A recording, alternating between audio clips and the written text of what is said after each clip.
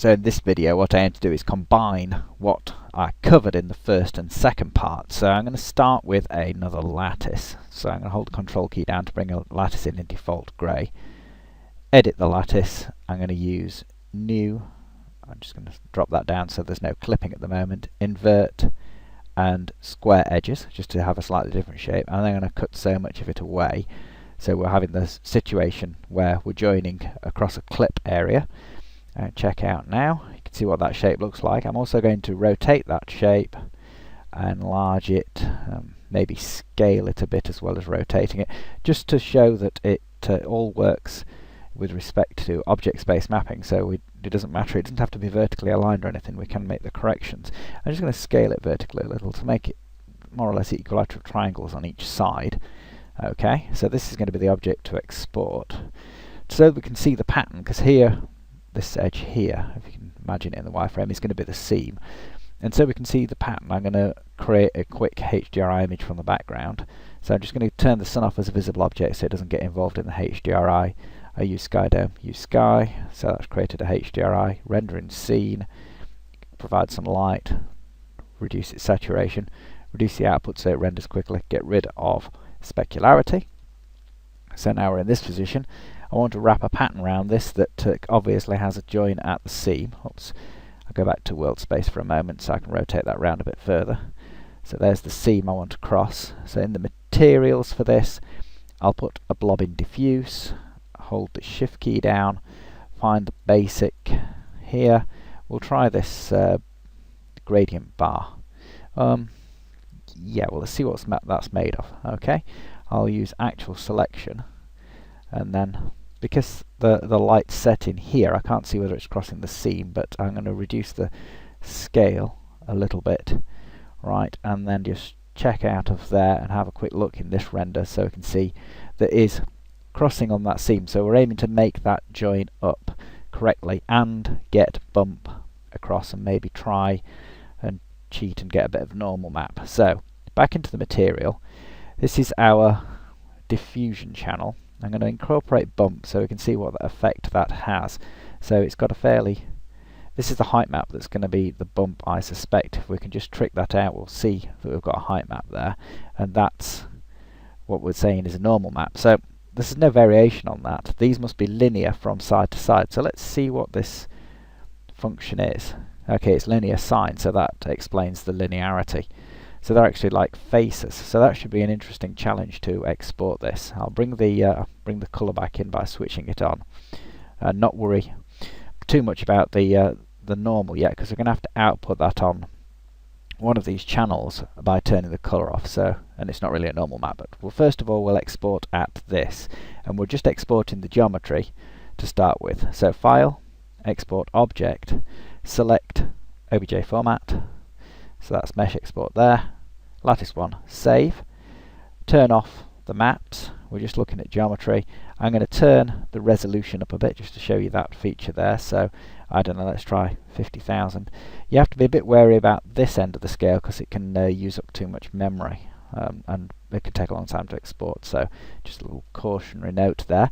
Right, I've exported that. Now we're going to look at exporting the materials. And to do that correctly, we need to modify the lattice so that it's at its full extent. But so we don't lose track of where we are, I'm going to copy and paste to generate another lattice. Edit that now, give it its full extent, and then you'll see there's our original shape and there's this full lattice shape. And now at this point I can export this, and this is going to get our top bit. So export object, lattice 2, that's fine. Save. Don't need any geometry. Just need these outputs, which I'm going to use.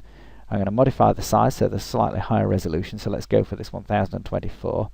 It'll take a little moment to create the maps from that. Not too long, I hope. Okay, so that's that done now, and I'll just check where those maps have been generated. Oh, hang on a minute, it's not going over the, I think Camtasia must be interfering here. Okay, right, I've done it. So that's the diffuse map, and that's what it thinks is a bump map, and that's not correct as I covered before. So what we need to do is get a proper bump map out of there, which is what we'll do now. So I'll edit the material on this, and I'll change it so that we're getting the alpha out of here, not the alpha channel generated from the bump, which will be a height map. So I just switch the colour off so only bump is active. That's the one we're looking for, and I've put a blob there in diffusion output, and you can see now we're getting a colour output as well, and we don't need to worry about this channel, so we're not going to worry about that. So I'll check out of there, File, Export Object, and we can call this bump, just so we know the difference. We don't need any geometry there, but we will have the high resolution. We don't need the, oh, we do need the diffuse colour, we need the diffusion. You see you can turn these on and off as I showed in the last video, but we don't need the bump, so I'll just save that. Take a little moment for it to create the maps. Okay, right, so now we've got our supposedly normal map, potentially, hopefully. We've definitely got a height map. We don't need this one because that's incorrect. That's not a proper bump map, that's just what Bryce thinks is a bump map. Okay, so now we need to organise the bottom end of this object here, which has been separated by this other one, which means we're going to have to move this through its y-axis. So I need to switch to object space, and then moving it along its y-axis, line that up with the furthest point there, which is just there. I can always zoom in and use this hand to reposition if I want to have more accurate linking, and then I'll just export that object as it is before. So export object, and we'll call this base, and then bump. Save, because it's going to have different names there. Get rid of the geometry, not worried about that. Get rid of bump because we're just wanting the diffuse and the colour and the diffusion, which is the normal map on the diffuse colour there, hopefully. Well, almost a normal map. And that'll just take a moment to export. It's a bit of a fiddly process, this, admittedly.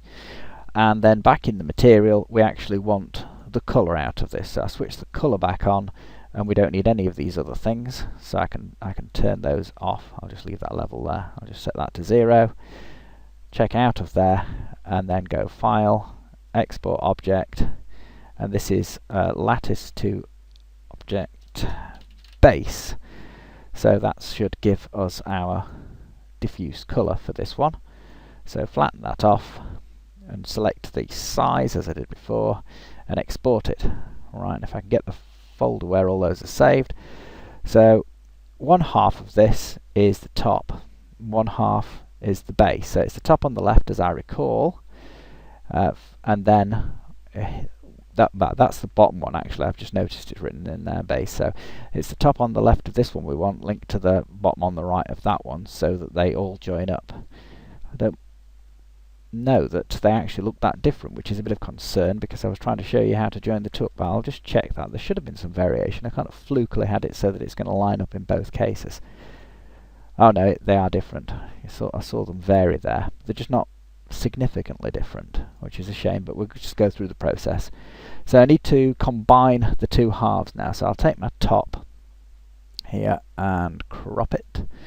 So that's that, and that just needs to be 1024, and that's the top, and then I'll Control C, and then I'll take the base, which looks like that, and Control L, a new layer onto that, and then drag that over to the left. So that, now you can see how it does vary. If I can get that in position, it's a little bit fiddly to do that, is how we produce the combined map. So File, Save, Copy As. Now this time I won't make the mistake of compressing it too much. Okay, and then I'll call that Diffuse. Save.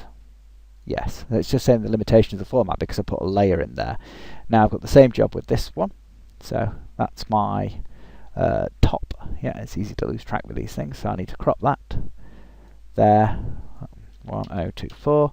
I'm using PaintShop Pro 8 here, but I suppose you could use any piece of software as long as it's capable of doing this. Control C, copy that, bring in the base, Control L, and then it's a matter of positioning that so that it's in the right place. It's a little bit confusing.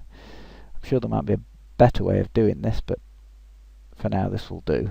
I don't do a lot with paint packages, so forgive me for my clumsiness. Okay, right, File, and I'll save, copy as, and we'll call that norm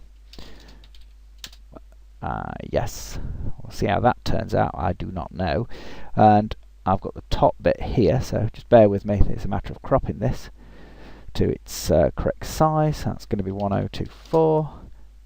Double click, Control C, bring in the base one and do Control L, and then I'll just position that in its appropriate place. And there should be a seamless join by the time I've done this, so File, and I'll save copy as, and we'll call this bump. Whoops, not dump, bump. Yeah.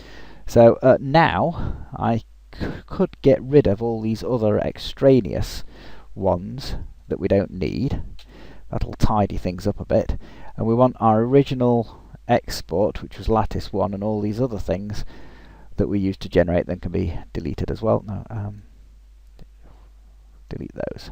So I'm just tidying up because I'm going to pick these out in a second, and I'll just close PaintShop Pro as well. Close all. No, I don't want it. Right, and then I'll use Octane to preview what we've brought in here. I'm going to modify the, don't worry about this too much, I'm just stopping it from flashing my graphics card to death. So that's just the preview. Knock off these preview ones.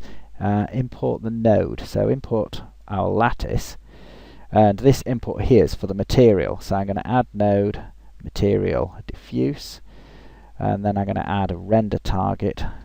You'll have to look at the videos relating to Octane if you're curious about what's going on here. I'm just showing you what we've exported, so this is probably the easiest way to do it. So I'm going to use daylight lighting environment, plug that into my render target. So now find my object. There's my object. That's my exported object. So we'll start by adding the diffuse color here. So it's just an image, and it should, if I've done everything right, map seamlessly, so that's wrapped around nicely. Right, let's get brave now and add in some bump, which is here. So that's another image. Pick out my bump. So that's, I've now applied the bump. I think I've applied the bump. Let's just check it's there. Okay.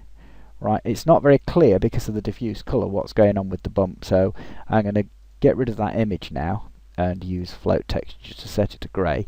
And you can see that the effect of the bump in this, it's somewhat struggling. I can move this light source around, and you can maybe have a see what's going on here. But it's quite tricky for Octane to interpret bump for some reason. I've not got to the bottom of that. So I have learned from some tutorials that it works better with a normal map. So let's try and use that map that we got out of Bryce that looks a bit like a normal map. Now that looks a lot better because each of these sides is quite linear. I suppose I shouldn't have saved it as a JPEG because I can see some noise there that looks like JPEG compression, so I should have learnt from that. I know that, or I've learnt from the tutorials, that what happens when you put a normal map in is it ignores the bump map information. So even if I change that to float texture now, which is a nothing output, you can see that this is responding to the light source, and it was a linear sign, so each side is quite flat. So it actually behaved itself very well, much better than the bump output. And then if we restore the colour, so that's our rather dramatic colour setting, then we've got those two channels combined. Now I know that wasn't necessarily a correct normal map. There's something a bit fishy about what goes on with that, but in terms of the effect we're getting here, it's quite good as to what I understand the pattern to be outputted from as far as the deep texture editor is concerned with the linear sign output. So that then is a quick demonstration of the process of combining getting the lattice out and then combining the bits, the diffuse channel, in this case the bump, and in this case a normal channel which I've tried to use, and combining them into another application. So it doesn't really matter what application, as long as it accepts these maps. It could be anything. So doubtless other render engines will accept similar maps. So it's just a matter of solving the problems that there are with the lattice export on Bryce, is to getting the correct maps out and getting them to join up seamlessly around the lattice join, which is obviously very important if you've got a regular pattern and you and you don't want any break. As you'll see if you have a look at the Bryce to Octane videos, I was struggling with that quite a lot in my first couple of attempts at exporting terrains, and this is why I ended up looking at this and solving these problems. So anyway, I hope that's instructive for you, interesting, and that you'll have a go at doing this yourself if you require to export lattices from Bryce.